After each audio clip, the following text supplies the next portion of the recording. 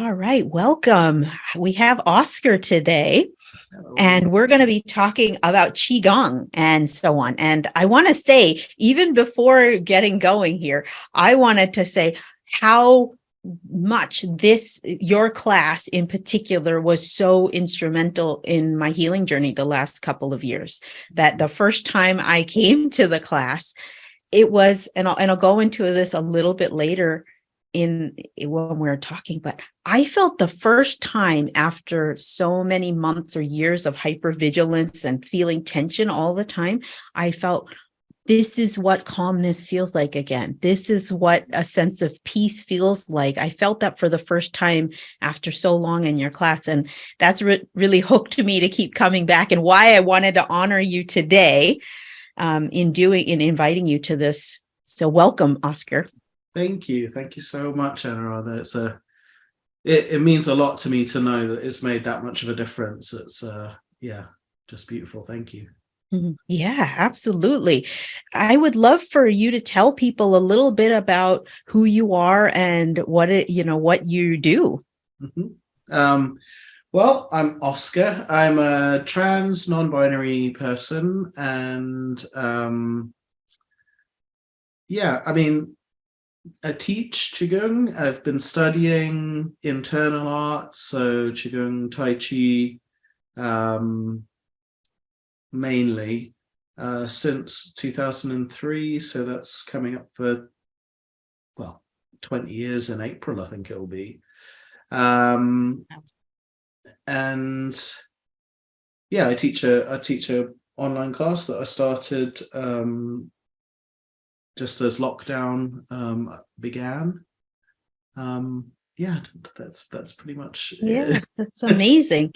And for those who maybe don't know what QiGong is, what is it? How can it help us? Yeah. Can you tell us a little bit about that? Yeah, absolutely. So QiGong is what would be considered now an embodiment practice in the modern sort of vernacular. Qi means energy, or it has a lot of different interpretations, but the most popular one is energy. And then Gong is skill acquired through practice or work. So these are exercises. There's loads of different forms and flavors of QiGong, but they're used to condition and prepare the body for more intense practice. Usually martial arts, but you also have QiGong that's specific for preparation into meditation. And really it's about you learning to understand ourselves. I often talk about it as building a relationship with yourself. So we look at the body in three ways: the physical, the energetic, which includes emotions, and the spiritual. So it's Jin, Qi, and Shen. Shen is spirit, and that's like your mindset, your mental focus, and beyond, basically. And so we're experiencing those three things in the practice in order to build stability, to start to see how we can exercise these different facets of ourselves in a relaxed, open way in order to discover our potential, basically. Yeah, I think that is the layered practice you're talking about, comes across through the way you teach, through the experience I've had with the class, and, I haven't, as I've mentioned to you before, I've learned for years, I've been a Bharatanatyam dancer since the age of 4. And whatever practice it is we're talking about, it often leads to this internal journey, right? That Bharatanatyam is a stage art now. In modern times, it has become that. So there is an emphasis on performing. Mm-hmm. And at some point it was done in temples as a way to tell stories and pray. And, it's in our art, it's like that. But there's the part that we don't talk about with any of these is it does not just require this, it's not just this movement that we can put aside from the rest of our life experience. So it is a practice of understanding ourselves, as you said. Absolutely, yeah. It's just it's a process of discovering how rich we are, I think, more than anything else. Like because of the way the world works in terms of trying to sort of, well, in a capitalist selling things way, there's often not a lot of time for us to sort of reach down into the depth of things, and so for me in particular, it is very much about returning again and again to the foundational pieces of the practice so that we can start to discover richer and richer layers and how they connect us more fully through ourselves. That's And right. how that connection in ourselves actually starts to enrich and change the connections that we have outside of ourselves as well.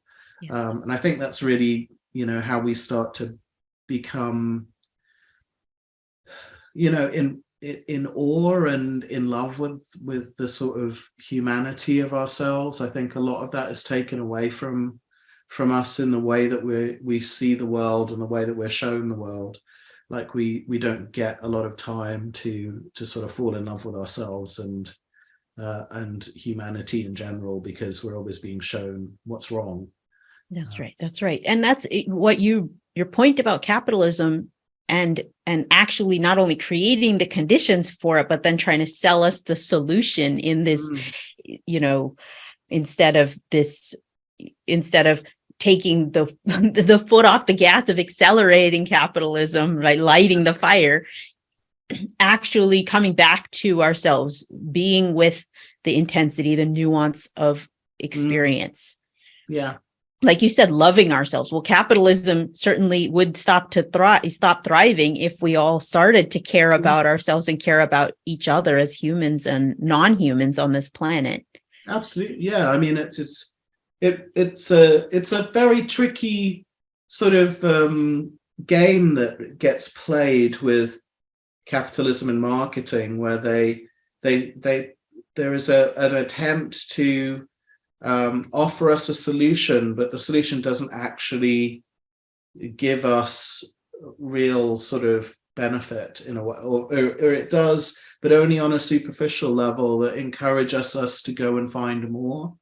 And I'm very much in the school of less. Let's take one thing or a small thing and squeeze all of the juice out of it before we start looking to explore more. And this happens a lot in the circles that I had been in around internal arts. Let's show me the more complex thing, teacher. Show us the next complex thing, teacher. But the teacher is constantly saying, if I show you this, I can show you this, but if your foundation is not solid, then this is a pointless practice. That's right. You can't do it without the foundation. That's right. That's right. And I found that actually I found this. I went to do a Tai Chi teacher training about, I don't know, 13, 14 years ago now. I spent a whole month training in Tai Chi, feeling very confident about getting the most basic level teach. I was like, yeah, I'll get that, no problem. I've been studying Tai Chi for 11 years, it'll be fine. And then at the end of the month, we did this assessment thing where they decided whether or not you were good enough to teach. And I didn't even make that level. And it was, I was devastated because, of course, I wanted to be a Tai Chi teacher. But what I got out of that was that what I really wanted to do was to actually be competent in these skills. And so from that point on, I studied the foundations. And I only studied the foundations. When people started getting into that excited, kind of adrenaline addicted state of wanting more, I would just go, okay, I'm just going to focus on the foundational stuff, the really basic stuff, and try and make sense of that. And what I got out of that was a really rich and unique experience of the practice. I think something which I don't often have conversations with other practitioners who have like seen that, except for the ones who have like been doing it for a very long time. So it's not to say that I'm an expert, because I'm definitely not, but like there is seeing the practice, thinking that you're practicing what you're seeing, and then starting to step away from what you see and start to really focus on what the experience of the practice is, and seeing how that is uniquely expressed by you. And that's really where the practice becomes like a treasure, which is, I think what I hope people get to experience in time as they spend more time with the practice. Mm-hmm. That's beautiful. Thank you. It really shows to me that it's a partnership, the way this practice has shaped your journey, that it's not just I've learned a skill, or it's my profession, or this sort of thinking that maybe comes with it, or I know this kind of this is my level. But it's saying it has really shaped, like the Grand Canyon, right? Shaped absolutely. by the mountains around it, It's been like a, I mean, I like to start off with, especially with this sort of qualifying as a teacher, looking for external, essentially looking for external validation of my practice. I can do the practice to a standard that other people say makes me worthy of being a teacher or having that level of skill. And that's very, from my perspective, for me, I'm not going to speak about any of the teachers because I don't know them, but like for me, that was a very ego-driven pursuit. I was looking to be told that I was good enough in some way. And when I was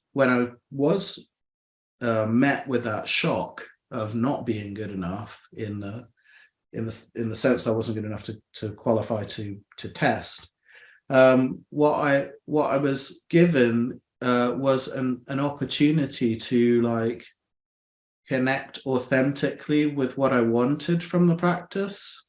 And luckily enough, I reached for that rather than becoming more and more invested in the external validation that a lot of people look for in being told that they're good enough, being graded by the expert or whatever.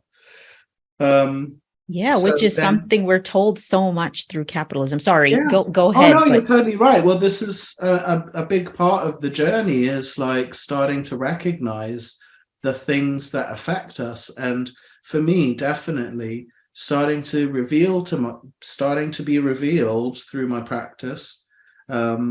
So it's like I start to notice the sensation in my body that arises as I start to reach for something to make me feel better, to make me feel more confident, to make me feel complete, to make me feel good enough. And over time, over years, I'll go, oh, right, I start to recognize the flavor of that sensation. I go, oh, okay. And then over those years of recognizing, I start to go, can I just sit with the sensation? I'll notice, oh, this sensation comes up, and then I'm compelled to do something. I feel like I have to do something to make the feeling go away or to make the feeling bigger. And then I start to go, oh, well, maybe I don't need to do that. Maybe I don't want to do that. The result of this action out of this experience, I'm not satisfied with what it's creating. So how do I sit with what I have and see if it's possible for me to either choose something different or not do it at all? And that's really, for me, the beauty of transformation in the practice. It's like I'm really learning to be with myself in all of these different layers, in a physical way as well as an emotional and mental way, so that I can start to see how I'm affected, but also choose my next step instead of being like pushed into it by something.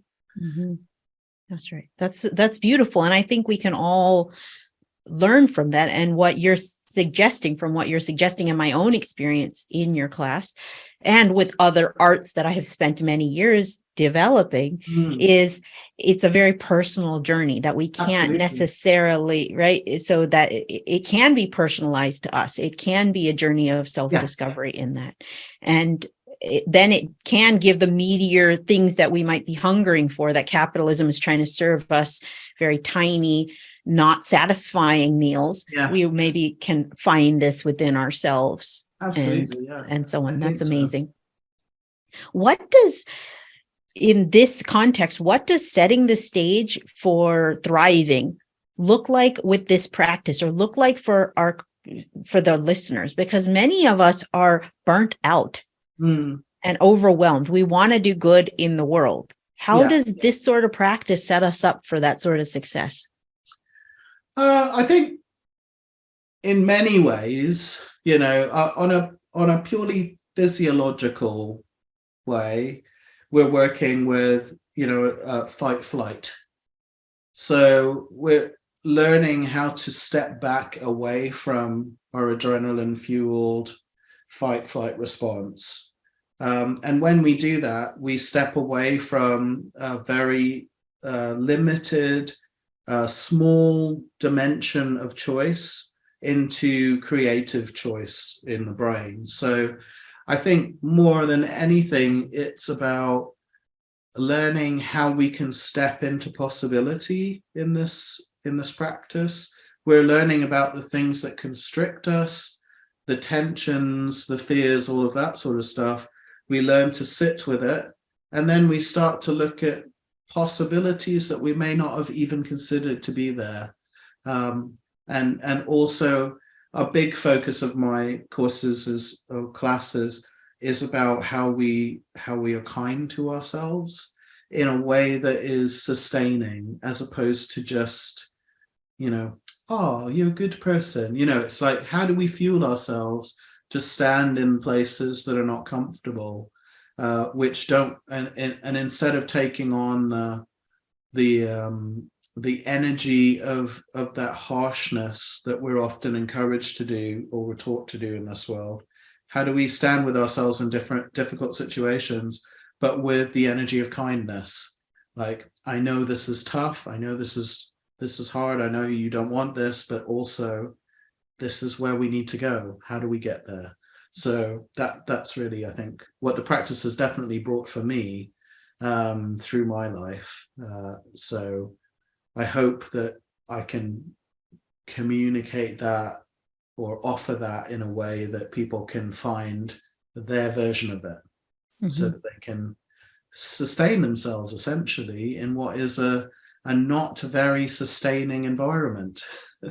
Yeah, absolutely. So it's a nourishing thing to be doing.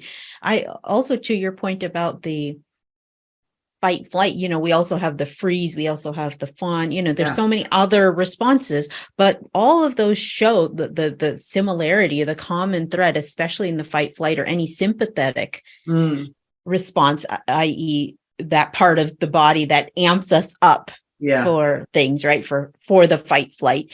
And that's contrasted to the parasympathetic, which is calming, nourishing. It allows us to sleep. It allows us to digest. And I think your practice, this class, the practice of QiGong in this way, is designed to help us do that. I think you said it is very much about balancing qi. That's the part of the set that we're learning.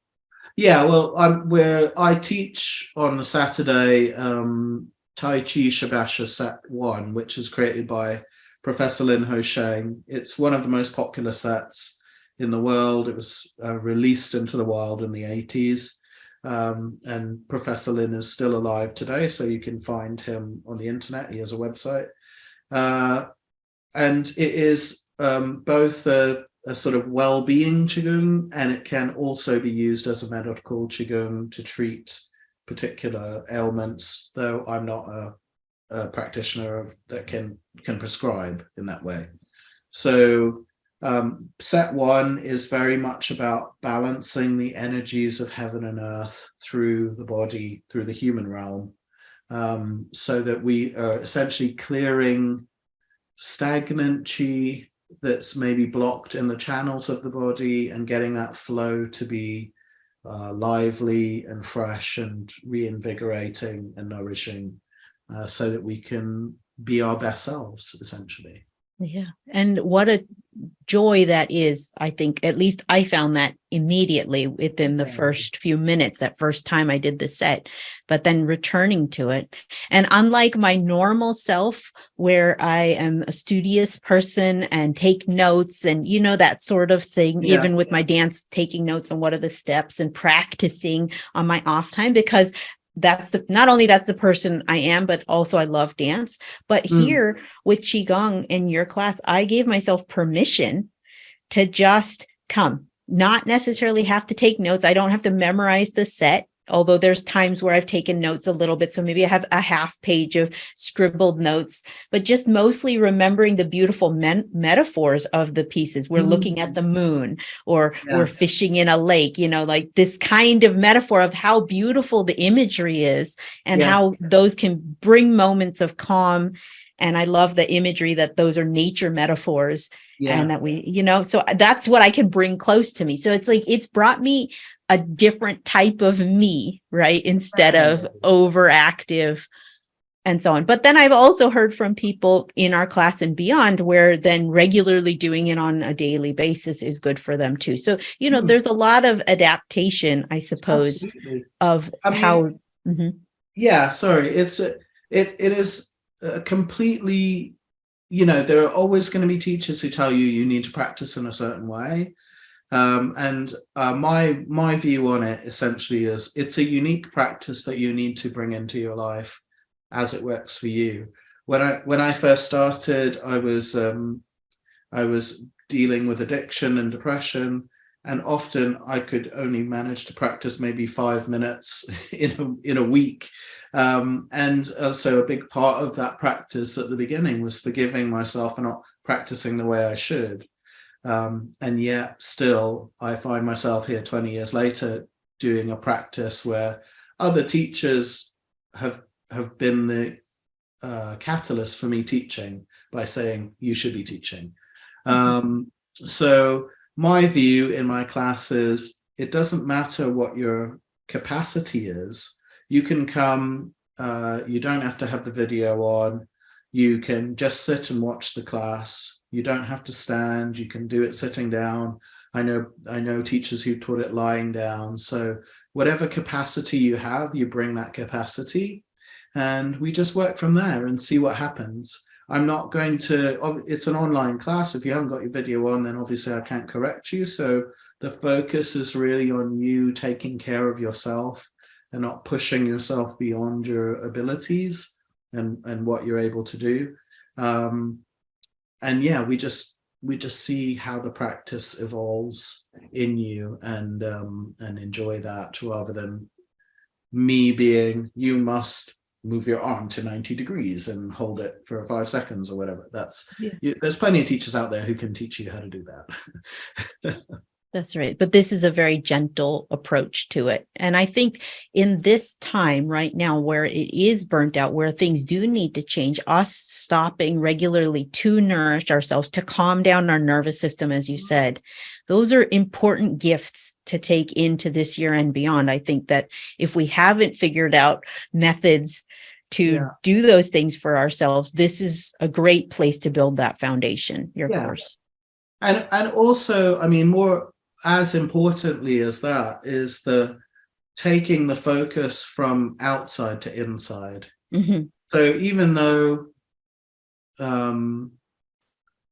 you know, we say it's an internal practice, lots of people teach it externally.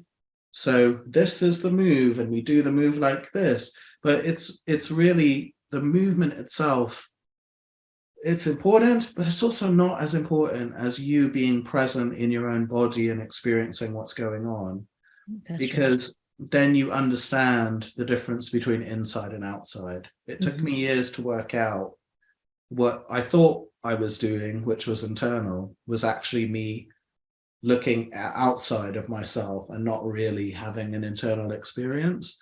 And in a world which encourages us to just be not in our bodies, not really understanding what that internal experience looks like, so that we can really judge whether something is working for us or not.